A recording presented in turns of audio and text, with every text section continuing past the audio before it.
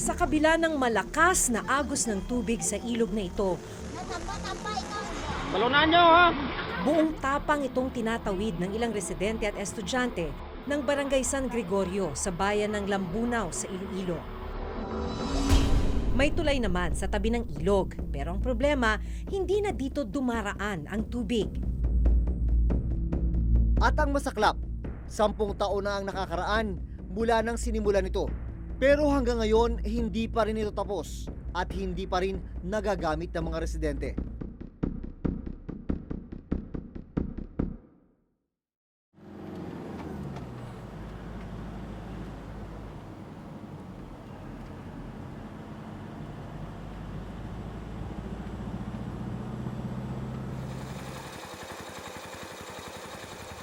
Alas 3:30 na ng madaling araw, paalis na kami.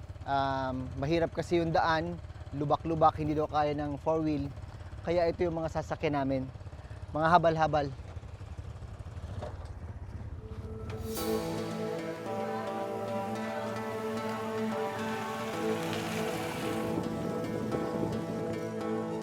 Maliban sa malubak na daan, kinailangan naming tawinin ang ilog para makarating sa kabilang barangay ng San Gregorio.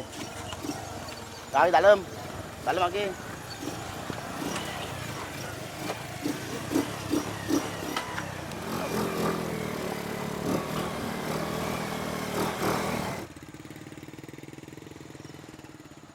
Ito yung dahilan kung bakit habal-habal lang ang nakakadaan dito. Ito, tubig sa ilog. Maswerte nga ngayon, hindi pa mataas pero pag tag-ulan, umaabot to ng lampas tao.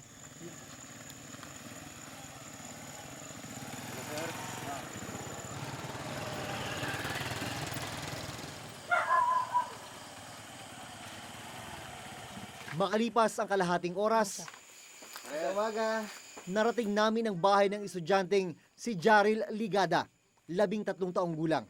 Araw-araw, nilalakad niya ang nasa halos 4 na kilometrong layo papasok sa eskwelahan. Mga ilang minuto mula rito papuntang school. Naabot ba isang oras? Lampas. Lampas.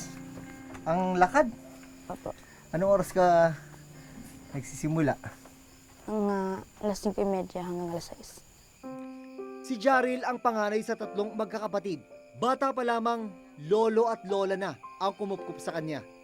Tay, bakit napunta rito si Jaril sa inyo? Tigin daram lang ni lula na doon sa balay. Eh, bago nagbata bala si nanay na. Di karon nakahinga ti duwak gabi. Lugar ibalik to sa kanay nanay na hindi dit na sagi ka hibi dit na nga mabalik ka kwan lang.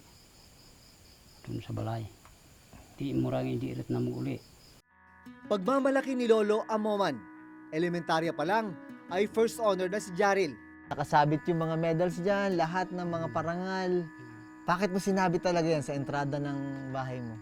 Te dyan na gid ba butang ko no mera nga makita no ko tawo nga nagaagto sa balay nga muraya kwan ka apo na nga maarab siguro no ay ti. Matalino? Tama. Pangarap ko pang isang engineer paglaki ko. Engineer. Bakit nagkaroon ka ng interest sa pagiging engineer? Kasi gusto ko ang math. Gusto mo ang math? Po. Anong klaseng engineering ang gusto mo? Yung gumagawa ng mga bahay. Naghahanda na si Jaril papasok sa eskwelahan.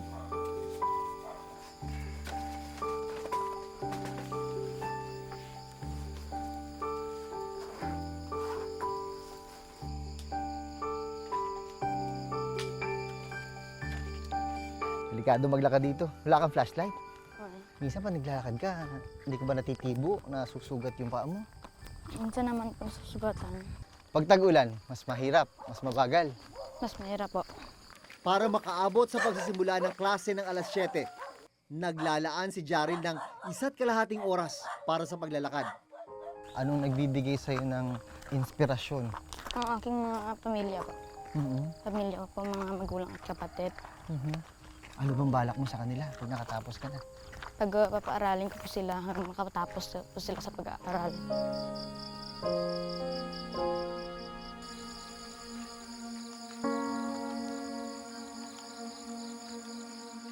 Nang sumikat ang araw, mas naging malinaw sa amin ang daang tinatahak ni Jaril. Maliban sa lubak na kalsada, isang nakatenggang tulay ang aming nadaanan. Tulay na nasa ibabaw ng isang tuyong lupa. Eh ano nangyari? Bakit? Wala na, oh. Parang hindi na siya ginagamit. Kasi nag-iba ang direksyon ng tubig. Nag-iba. So ibig sabihin dati dito ang ilog. Opo. Yan yung ilalim na yan. Opo. Hindi rin siya tapos pala. Ibig sabihin nung dati tinatawid nyo dito sa kawayan. Opo. Nagkakawayan kayo ng ganun. Opo. So kahit na dati nung nagagamit mo to, hindi siya buo. Hindi siya buo. Ano yung experience mo dati dito sa kawayan na to? Minsan po natatakot kasi parang dali na siyang masira. Pero tinatawid nyo dati yan? Opo. Matagal na kasi nakalagay. Eh natakot kami baka mabali Baka mabali. at mahulog kami. Ayon kay Jaril, noon daw ay may dumadaloy na ilog sa pwesto ng tulay. Mahigit 10 taon nang nakatenga ang tulay na ito. Hindi napapakinabangan ng mga residente. Pero may silbi pa rin naman. Yun nga lang, ginagawa na lang bilaran ng palay. Ayon sa kapitan ng barangay San Gregorio, taong 2008 pa nang simula ng pagtatayo ng tulay. Pero patigil-tigil daw ang paggawa nito. Yung budget namin, sabi ng engineer, hindi kasya ng 2.2 yung patapos yung tulay. Kasi steel plate, ma'am.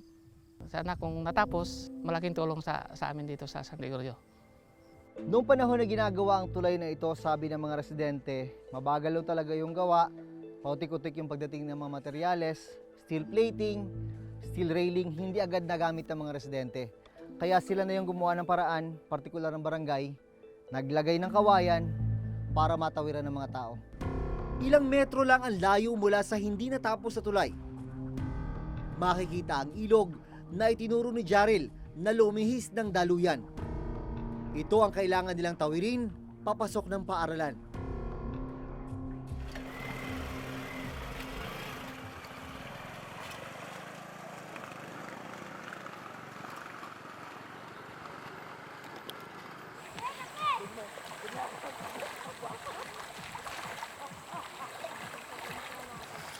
Ito yung halos araw-araw mo na experience.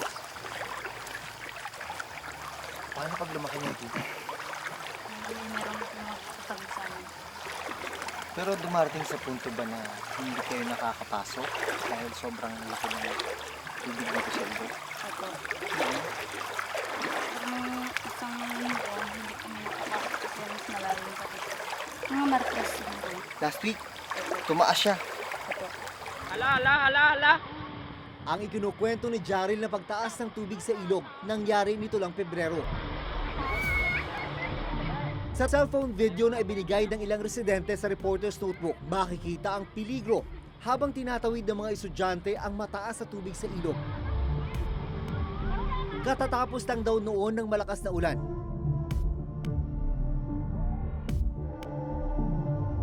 Ang mag-amang ito, nagpadala na lang sa mataas na agos, makatawid lang sa kabilang bahagi ng ilog.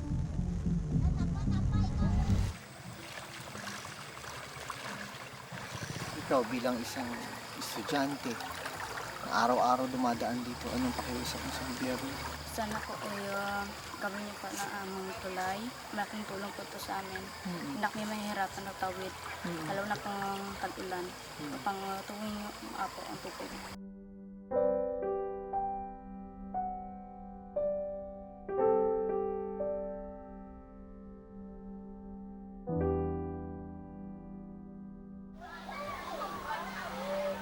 Bandang alas 7 ng umaga nang makarating sa kanilang eskwelahan si Jaril.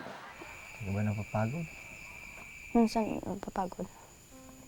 Pero kailangan Kailangan talagang mag-aral. napakaganda niya. Patuloy mo dapat yun. First honor ka madalas, no? Ayon sa kasalukuyang alkalde ng bayan ng Lambunaw, ang pagkalihis ng tubig sa ilog ang isa sa mga dahilan kaya nahinto ang konstruksyon ng tulay. Ang kanyang ama na dating alkalde ng Lambunaw ang siyang nagpatayo ng tulay. Sa information based sa municipal engineer, naitayo yung bridge 10 years ago, noong 2008. Pero it was never finished. Tapos noong 2008 din, nung dumating yung bagyong Frank, yung direction ng ilog nagbago. So, andun na siya ngayon sa tabi ng original na bridge. Kaya in part, it rendered the original bridge useless. Pero ang hinaing ng mga residente, kahit nung dito pa dumadaan ang ilog, hindi pa rin natapos ang paggawa ng tulay sa San Gregorio. Sa information na binigay sa akin, yung previous administration, there were also efforts to solicit funds for the completion of the bridge. Now, hindi ko lang alam kung bakit hindi na kumpleto yon. Sinubukan naming alamin sa lokal na pamahalaan ng Lambunaw ang impormasyon kung magkano ang ginastos para sa pagpapatayo ng nakatenggang tulay sa San Gregorio. Pero sa text message na aming natanggap mula sa alkalde ng Lambunaw, hindi pa mahanap ang lumang file ng tulay. Gayunman, nakuha namin sa munisipyo ang Statement of Expenditures na nagpapakitang naglabas ng 2.1 million pesos para sa rehabilitasyon ng tulay noong 2015. Pero malinaw, hindi pa rin ito natapos. Sa information na binigay ng engineer, kasi this was so long ago, nagamit naman yung pondo, pero hindi lang talaga enough. So, it was possible na mali yung projection ng cost for the bridge. Muling naglaan ng pondo ang probinsya para sa pagpapatuloy ng konstruksyon ng tulay ngayong taon. Posible raw kasi na muli itong maging daluyan ng ilog. The municipio of Lambunaw wrote a letter to the governor last January 29 requesting for 810,000 pesos for the completion of that bridge. The governor granted them their request and gave 600,000 pesos. Samantala, 2 proyekto pa ang nakaplanong itayo sa ibabaw ng ilog sa San Gregorio, patawid sa kabilang barangay ng Kaningwan. They requested for the construction of that hanging bridge. And then they have another option, the overflow project. No? These are put in different locations, not in the same spot. Hanggat nananatiling plano ang mga proyekto at malaking pondo ang nasasayang sa hindi mapakinabagang tulay, hindi maiiwasan ng katulad ni Mang Amoman ang mag-alala para sa kanyang apo na si Jaril. So nandun yung kaba? Kinakabahan ka madalas? Ti di, pagkadurong kabataan mo ti kung hindi mo kuan tuloy mo tong iba base kung madara kung dabla ka tubig kung magkuan ay mura ang ginakuan na mo basta magbaha lang ginaagtunan gid tuya kag bantayan. Bisan nga gabi din ni pabiyaan na kung hindi makatabok tanan kabataan nga nagakuan. Umaasa si Jaril na may maayos sa tulay na silang matatawiran bago pa muling dumating ang tag-ulan. Sinasalamin ng tulay na ito kina Jaril ang mas malawak na problema sa iba pang infrastruktura sa bansa. Mga proyektong pinondohan pero hindi pa rin natapos, nakatiwangwang at hindi lubusang nagagamit ng mamamayan. Ayon sa dokumento mula sa DPWH, ang contract amount ng proyektong ito ay mahigit 140 million pesos. Tapos, sinasabi rin dito na yung actual accomplishment ay halos 50% na. Ganito po bang itsura nung halos 50% na natapos?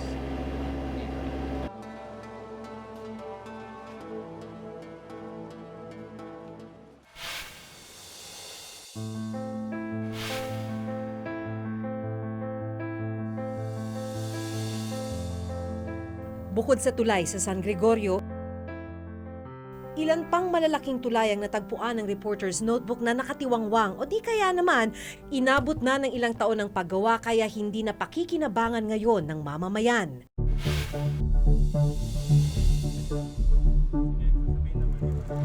Dito sa lalawigan ng Northern Samar, tinungo namin ang Katarman Bridge, isang tulay na halos 3 taon nang itinatayo.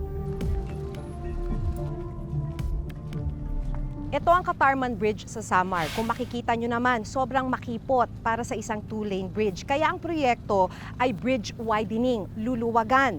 Ang problema, noong 2015 pa ito sinimulan, hanggang sa ngayon hindi pa natatapos.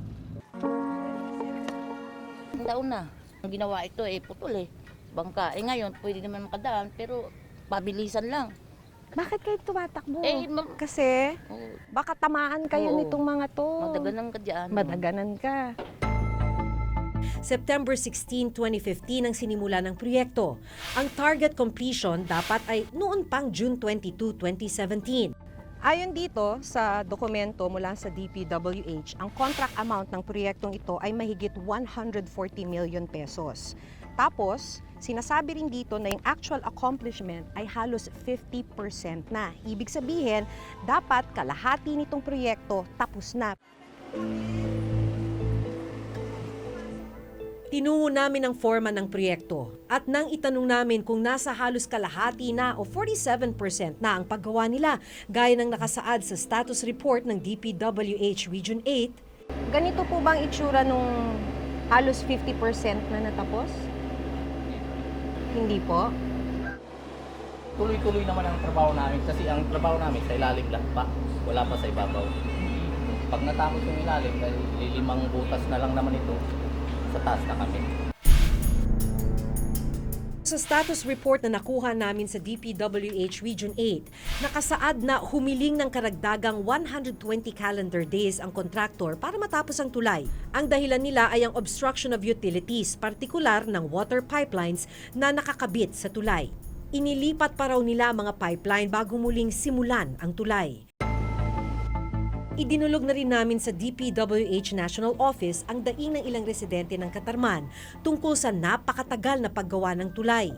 Ang pinapangako naman namin sa mga contractors namin is that we give them due process. Explain to us why there has been a delay. Will you be able to catch up? Then doon tayo magano. Ayaw naman namin to be abrupt with all these penalties. Kung ang tulay sa Katarman hindi matapos-tapos,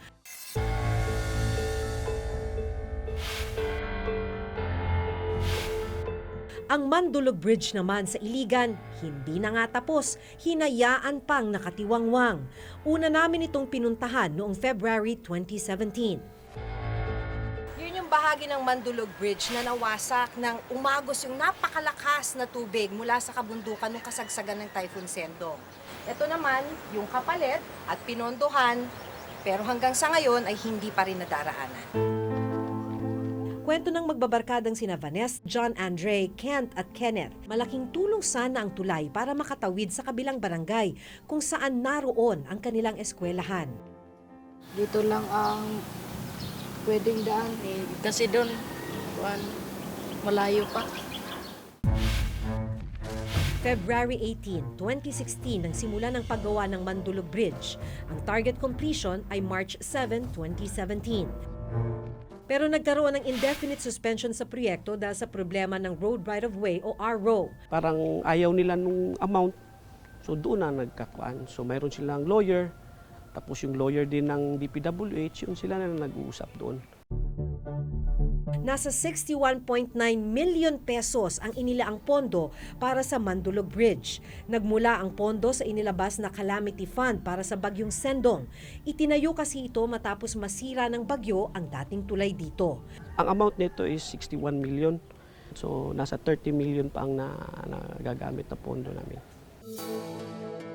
Kung tutuusin, nakasaad sa Revised Implementing Rules and Regulation ng Republic Act 9184 na wala dapat mangyaring bidding at awarding sa anumang infrastructure project hanggat hindi nagagawa ang detailed engineering investigation, survey and design at ang acquisition ng road right-of-way. Ang tanong, bakit hindi ito nasunod bago pa man simulan ang Mandulog at Katarman Bridge? Sa bawat project ng gobyerno, bago ka mag-umpisa ng isang proyekto, kailangan naayos mo na yung right-of-way na dadaanan ng project, yung tatamaan ng tulay o ng kalye, no, na may pag-aari ay mga private individuals, magkakaroon ng expropriation doon, no, right of eminent domain. Unahin muna na tanggalin lahat ng obstruction para pag ginawa mo yung project, tuloy-tuloy na. Meron tayong right-of-way acquisition component kasi, and we also accord them due process. We invoke the right of eminent domain. Sa DPWH, once we've acquired the right of way for that particular project, We implement even 24/7. Sa datos ng DPWH sa kondisyon ng mga tulay sa buong bansa noong 2016, mahigit 700 tulay ang nasa ilalim ng kategoryang poor. Nasa 263 naman ang bilang ng mga tulay na nasa bad condition. DPWH has transitioned all its information doon sa aming InfraTrack system. Ang InfraTrack system namin ngayon, it automates everything and geographically tagged na siya. And ginagamit na namin siya even for financial disbursement. So hindi ka na pwede ngayong maningil sa gobyerno nang hindi mo pinapakita yung physical accomplishment mo.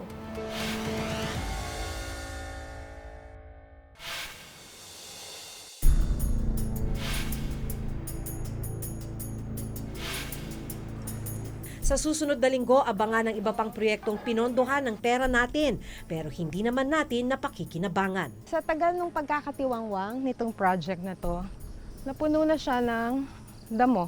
May talahib na. Hanggang sa susunod na Huwebes, ako si Maki Pulido. Ako si Jun Veneracion at ito ang nakatala sa aming Reporter's Notebook. Notebook.